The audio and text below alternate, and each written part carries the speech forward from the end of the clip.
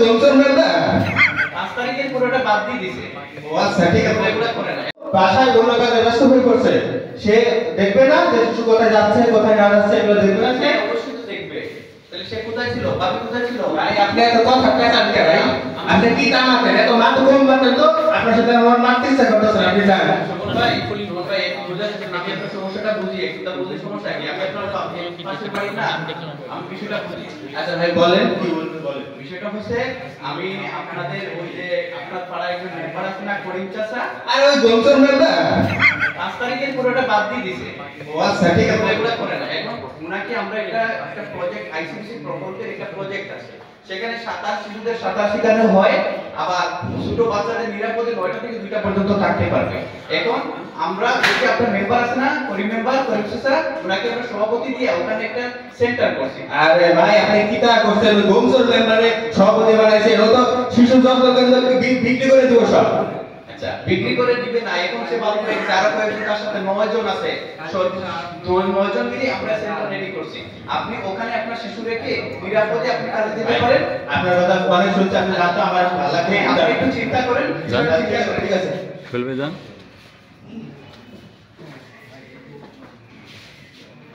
এই সুমন, তোর এরকম লাগতেছে কেন রে?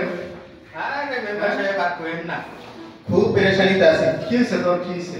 আরে সকালবেলা আমার শিশু, আমি কাজ শেষ করে আসতেছি, এখন থেকে আমার শিশু পানিতে পড়ে গেছে। আমি না থাকলে তো আজকে আমার শিশু পাইতামই না। 10টা বছর পরে একটা বাচ্চা হয়েছে আমার, আর আমার ওই বউ সকিনা, সে তাকে বাইরে রাখা ঘরের মধ্যে সাজুগুজু করতেছে। অনেক তো স্যাড, মানে অনেক দুঃখের ব্যাপার এরকম ঘটছে। তো তুই এখন এত যদি এভাবে ইয়ে হয়ে থাকো, মন মরা এত কাজকর্ম করবি কিভাবে? ও মেম্বার সাহেব, আমি আপনার মনে মনে খুঁজতেছিলাম, আপনি আসছেন, ভালো করছেন। আর যদি এক লোক এসে কোন জায়গাতে নতুন প্রজন্ম নাকি বলে আইসিবিসি প্রকল্প নাকি, তারা এসে বলতেছে তারা নাকি শিশু যত্ন কেন্দ্র বানাইছে, আবার সাঁতার প্রশিক্ষণ শিখাইছে, কি কয় না কয়। আমার বউই যত্ন করতে পারে না, আবার আপনি কি আইসিবিসি প্রকল্প যত্ন করতে কিভাবে যত্ন করবে? ভালো হয়েছে, হ্যাঁ বস, এখানে একটা চা খাই, তোর সাথে কথা বলি। আরে ওই যে কামালের ছেলে না, ও যেটা বলছে ওটা ঠিক কথা। আমিও তো, আমার কাছেও তো 4-5 বার আসছিল। আমি তো প্রথম তারা দূর করে দূরে সরাই দিছি। পরবর্তীতে যখন সে আমাকে বুঝাইলো এবং আমি যখন দেখতে পেলাম, যেমন তুই বুঝ, এখন আমাকে সে বুঝাইলো যে আমি এখন আমার এটা থেকে আমি উপকৃত হয়েছি। কিভাবে উপকৃত হয়েছি দেখ, ওইটার নাম হচ্ছে তোর শিশু যত্ন কেন্দ্র। এইখানে 1 থেকে 5 বছর বয়সী শিশুদেরকে 9টা থেকে 2টা পর্যন্ত তারা রাখে, এবং তারা ওইখানে খেলাধুলা করায়, এবং তার মাধ্যমে তাদেরকে মানে বুদ্ধি বিবেক বা কোনো সমস্যা হলে বা চোখের সমস্যা হলে বা টিকা, তুই তো টিকা দিচ্ছ, তোর বাচ্চা টিকা দিচ্ছে টিকা যদি না দেয় ওরা টিকা সহ দিয়ে দেয়। আমি তো এটা আগে জানতাম না।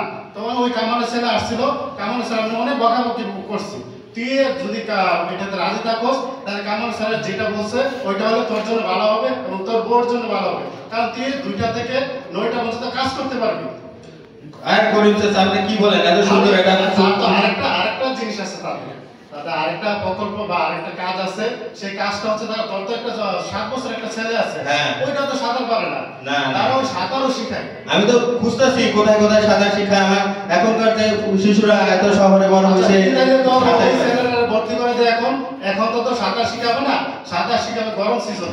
এখন তো তুই যে ছোট ছেলেরা আছে ওইটা দিয়ে ওই শিশু যন্ত্র ভর্তি করে দে, তোর জন্য ভালো হবে, যে কাজে মানে উপকৃত হবে। যেমন আমি তো আমার নাতিরে ভর্তি করাইছি, কিন্তু আমি আগে কি করতাম, আমার নাতি নিয়ে অনেক সমস্যায় থাকতাম, অনেক চিন্তা ভাবনা করতাম যে আমি আমার বউয়ের সরকার, আমার ছেলের বউ সরকারি চাকরি করে, ছেলে চাকরি করে, নাতিটা আমার কাছে দিয়ে যায়, কিন্তু আমি তো কোথাও যাইতে পারি না, আমি তো দেন দরবার করি কিন্তু যাইতে পারি না।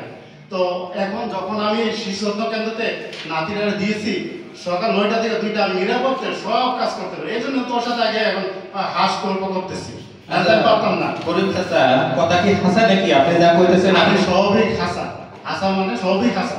আমি তাহলে ওই করিমের আর স্যারের ফোন দেই, সে আসুক। ঠিক আছে দেন।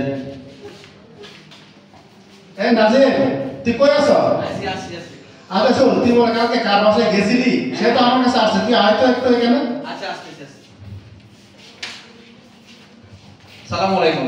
করিম চাচা, ডাকছেন আমাকে? হ্যাঁ, রাখছিলাম। বলেন তো, এই সুমন ভাই তো আছে এখানে, বলেন তো করিম চাচা।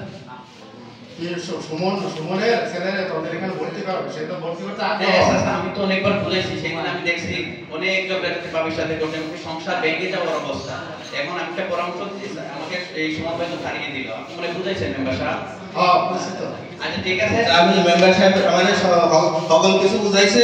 এখন আপনি কোন আমার মানে কি কি লাগবে আমার বাচ্চাটারে ভর্তি করাইতে? এখন ভোটার আইডি কার্ড তো নাই, জন্ম নিবন্ধন নাই আপনার শিশু, ঠিক আছে, কি কার্ড তো আছে। জি জি জি। কি কার্ডটা নিয়ে এই যে শাহিনার মেয়ে আছে না, সে আমাদের শিক্ষিকা যত্নকারী, তার কাছে যাবেন কালকে সকালে। আমিও আসবো, আমার এখানে পরিদর্শন আছে, ঠিক আছে। মেম্বার সাহেব প্রয়োজনে থাকবে আর ওখানে ভর্তি করে দেব, ঠিক আছে। ঠিক আছে ভাই, অসংখ্য ধন্যবাদ। আরেকটা বিষয় বলি, এই মেম্বার সাহেব আমি আপনার বিষয়টা বলি, ওই যে আপনার বাইরের ছেলেটা আছে না, সে উনি কিন্তু ভর্তি করতে চাইতো না। গতকালকে আমি নিজে প্রাইমারি স্কুলে তাকে প্রি প্রাইমারিতে ভর্তি করে দিয়ে আসছি। সেখানে তারা মা বাবার ভোটার আইডি কার্ড নিছে, তার জন্ম নিবন্ধন কার্ড নেওয়ার পরে সেই ছেলেটা যখন ইন্টারভিউ নিছে, এই প্রধান শিক্ষক মেম্বার সাহেব শুনেন বিষয়টা, এই ইন্টারভিউ নিছে, বলছে তুমি কি ফল চিনো, ফুল চিনো, ওগুলা চিনো? তো এই প্রধান শিক্ষক মনে করছে অন্যান্য 10টা ছেলের মতো হাঁ পেয়ে দাঁড়িয়ে থাকে, সে চট করে ঢুকে গেল। আবার এই বলছে আমি কাটাল চিনি। আরে অত কথা বুঝছি তো, আমার নাতিও তো এখন ছোট ছোট কথা বলে, আগে আমাদের কথাই বলতে পারতো না, এটা ছোট ছোট কথা বলে। আচ্ছা তুই ওর ছেলের ভর্তি করার ব্যবস্থা কর, আর গ্রামে অন্যান্য যারা আছে যদি কোনো সমস্যা হয় আমার কাছে আসবি, আমি সমাধান করে দেবো। আপনি যাকে পাবেন আমাদেরও কেটে পাঠিয়ে দেবেন, অনেক দিন আপনি থাকবেন। ঠিক আছে, সবাইকে অসংখ্য ধন্যবাদ আমাদের ছোট্ট একটু বার্তা দেখার জন্য।